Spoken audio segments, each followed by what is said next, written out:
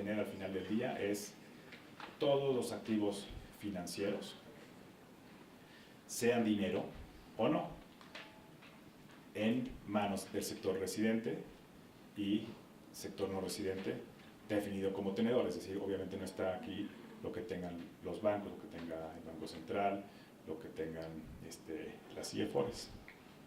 Entonces, y la forma de clasificarlos es similar en ese sentido a la que seguimos con los agregados monetarios, es decir, vamos a tener unos agregados de activos financieros internos para el sector residente y luego vamos a tener otro para el sector no residente y uno completo para la totalidad de los activos emitidos internamente.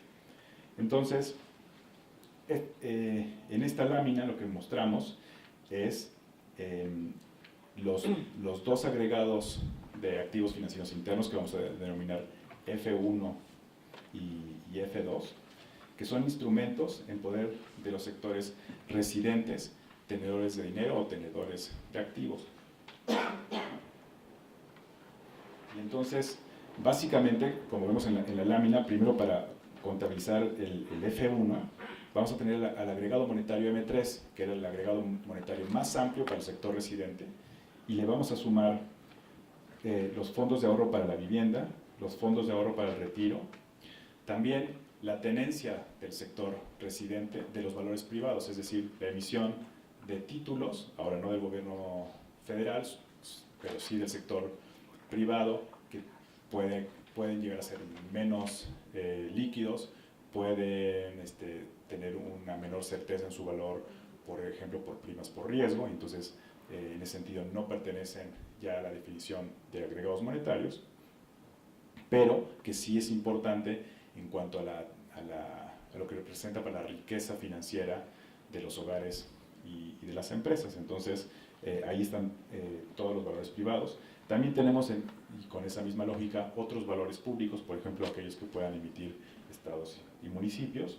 Y también tenemos los otros pasivos bancarios. Aquí, en esta categoría, estamos poniendo lo que ya decía yo, por ejemplo, los depósitos a plazo de más de 5 años, que típicamente es más un motivo de ahorro de largo plazo, más que para que pueda transformarse en un corto periodo de tiempo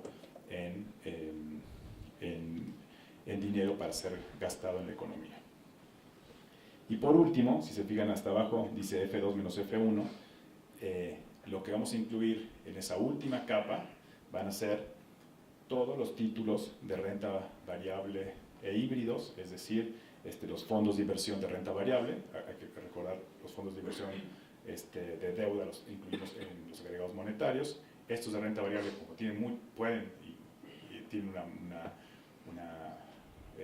un mayor riesgo inherente y por lo tanto el valor de estas acciones varían mucho más, no forman parte en sí o no se consideran como parte de los agregados monetarios, entonces lo estamos incluyendo hasta esta última etapa o capa.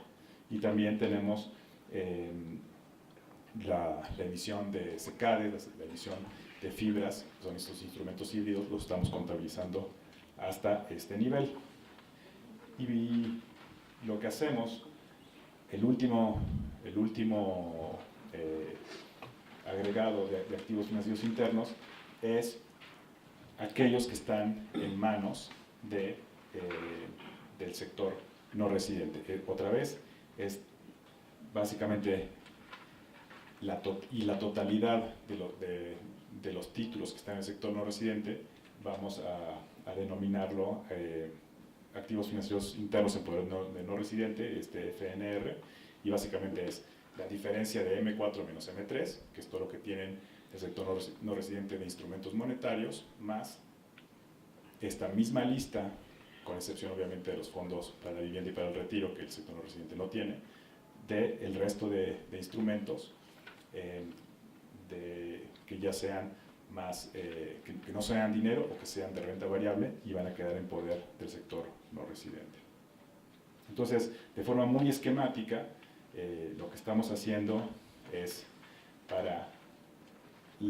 una vez que tenemos la suma del F2 más FNR, creemos nosotros, estamos convencidos de ello, de que vamos a tener la totalidad de los instrumentos emitidos en México, y ya sea en poder del sector residente o no residente, pero que sean bajo una definición de sector tenedor de recursos, es decir, excluimos lo que tenga la banca, lo que tenga el gobierno federal, etc.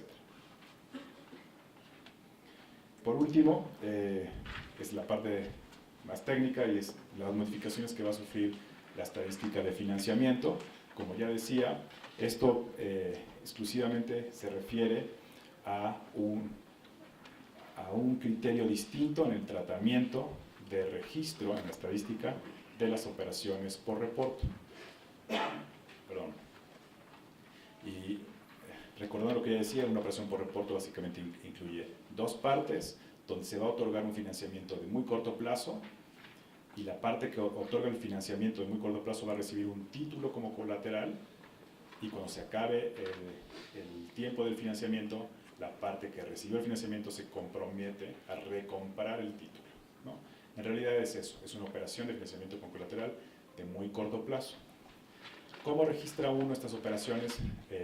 Básicamente de dos maneras. Uno, cuando corta, cuando cierra los balances y dice hubo una operación de reporto, pero ¿quién tiene el título que está sirviendo de garantía en este momento? La parte que otorgó el financiamiento. Eso sería el criterio legal. En realidad, un día después o unas horas después, ese título va a regresar a quien recibió el financiamiento una vez que lo repaguen. En realidad, el espíritu de la operación por reporto es nunca vender el título, es solamente utilizarlo como un colateral. Entonces, ¿quién es el dueño verdadero de ese título? Es el que recibió el financiamiento en la operación por reporto. ¿Por qué esto es importante? Porque típicamente la banca, en el mundo y en México, utiliza mucho las operaciones por reporto para financiarse. ¿Eso qué quiere decir? Que cuando uno hace un corte, típicamente la banca ha entregado en ese momento títulos, también los recibe, pero en el neto, típicamente entrega títulos para recibir financiamiento en el corto plazo. Como estábamos registrando nosotros hasta este momento, las operaciones por reporto eran con el criterio legal, es decir, es como si la banca no tuviera el título en su balance, pero sí lo tiene. Y como lo vamos a empezar a registrar a partir del 31 de enero, es con la definición económica, que es la banca tiene ese título. Y eso son las mejores prácticas contables, es lo que recomienda este manual que ya me he referido del Manual de Estadísticas Monetarias y Financieras, es como ya también hace su registro la Comisión Nacional Bancaria de Valores, ¿no? Entonces nosotros nos vamos a mover a esas mejores prácticas. El tema es que va a haber un cambio en el nivel histórico, porque obviamente, como ya dije, esto lo vamos a llevar hacia atrás en el tiempo, en el nivel de financiamiento que la banca otorga a quien haya emitido el título, ya sea empresas, ya sea el gobierno federal, ya sea estados y municipios, ya sea el IPAB, ¿ok? ¿Por qué? Porque antes esos títulos estaban por ejemplo, el sector privado, típicamente una tesorería que le sobra dinero al final del día en una chequera, se mete en una operación por reporto con la banca para ganar algún rendimiento, ¿no? Entonces, esa tesorería, en el criterio anterior, era quien tenía el título y quien otorgaba el financiamiento, por ejemplo, al sector público si era un bono M. En este caso, como todos esos, al considerar el criterio legal, la banca va a incrementar el nivel de títulos que tiene en su balance, entonces se va a observar en la estadística un mayor financiamiento de la banca a estos sectores, a estados y municipios, al gobierno federal y de forma muy pequeñita a algunas empresas cuando haya utilizado alguno de estos títulos en alguna operación por reporto. Entonces, eso es básicamente, pero otra vez es un mero detalle de registro de la contabilidad, y esto se hace a lo largo de todo el tiempo, con lo cual se puede ver que eso ha sido en realidad, ese financiamiento ha sido muy estable a lo largo de todo el tiempo, no es que va a haber un incremento de un día para otro en el financiamiento que la banca otorga por ejemplo, al sector público, sino que simplemente es el nuevo registro que se va a ver que ese financiamiento en realidad fue muy estable a lo largo del tiempo. Esto es básicamente también lo que dice esta lámina, y eso sería la presentación, y estoy a sus órdenes con mis colegas para cualquier pregunta que puedan tener. Muchas gracias.